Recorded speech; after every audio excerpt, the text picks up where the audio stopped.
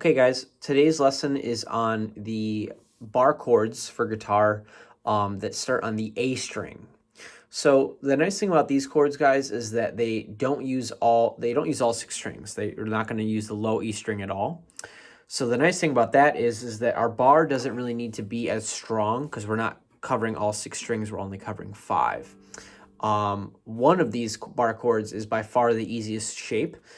The other one is arguably the more difficult shape. So it's a little easier and harder than the six-string bar chords. But anyway, without further ado, we're going to start by making an A minor chord,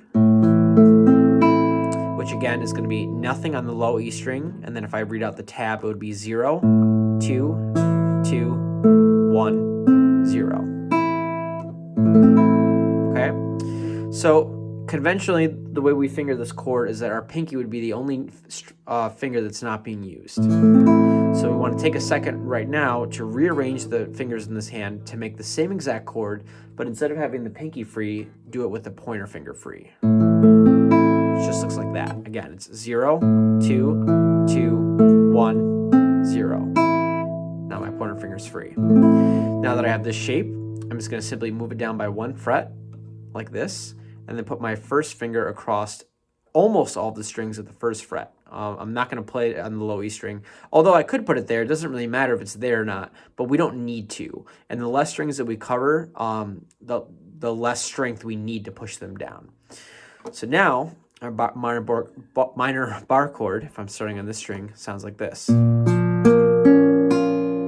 Okay, the tab of that would be 1, 3, 3, 2, so this is the easy one. This is our minor bar chord shape. Okay, so take a second to move this around.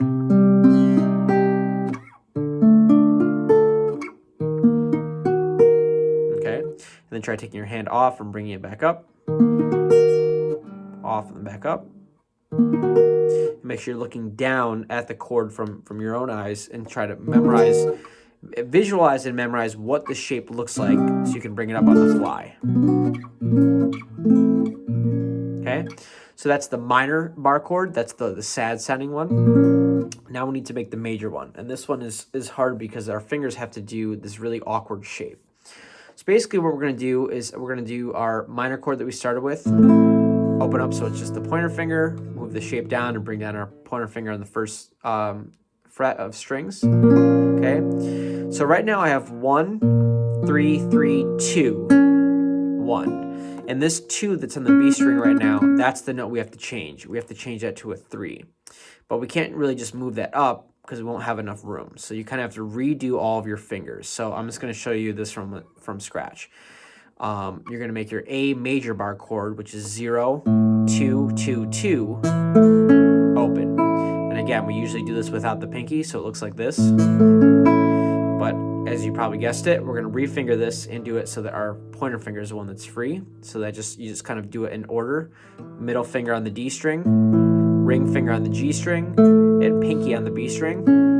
0, 2, 2, 2, 0. Okay, and then we're going to move this down by 1 fret and then put our pointer finger at the first fret again. So you have this really awkward shape where basically all 3 of my fingers kind of need to be like this almost. They need to almost make a vertical wall, but we can't really do that. So you kind of have this diagonal thing going on. And the higher the frets go, the harder it is because you just have less and less room to get all 3 of these fingers in the same fret. And so it can be very difficult. So if we start off down here, the tab would be nothing on the low E string. It would be 1, 3, 3, 3, 1. This, in my opinion, guys, is probably the harder of the chords.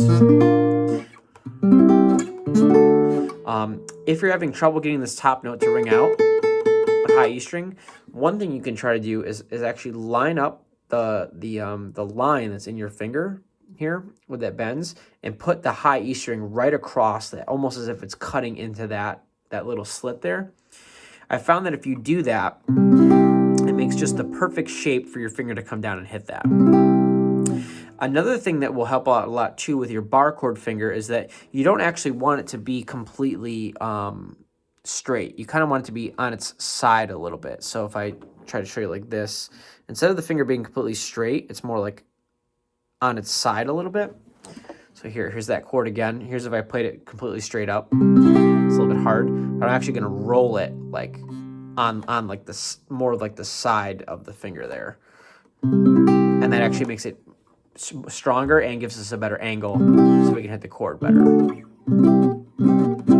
Okay, so the next thing you guys want to do after you've memorized these shapes is just practice going between them. So what I would do is I would just pick a fret and play a minor bar chord. Again, that's where our pinky or our middle finger's on the B string. And then I would rearrange these 3 fingers to make the major bar chord version.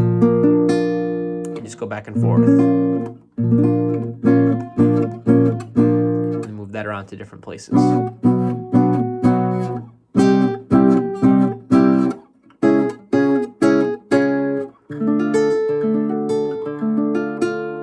Okay. One last useful bit of knowledge about bar chords is that because so many notes in the chord are doubled or used more than once, if you don't end up being able to play all of them, it usually is not a bad thing. For example, if we play this major one at the 3rd fret, which would be C, okay? If I don't end up being able to hit this top note because it's not strong enough for me, the chord still has everything we need in the first 4 strings. Okay? It's nice to get this note on top, but if we don't, it's okay, right? But if we don't get the B string, then we're in trouble because then we just have a genderless chord. We can't tell if that's major or minor. We can't tell if it's happy or sad. So we definitely need the B string in there. Right? That thing controls everything. Okay? Alright guys, I hope this video was helpful.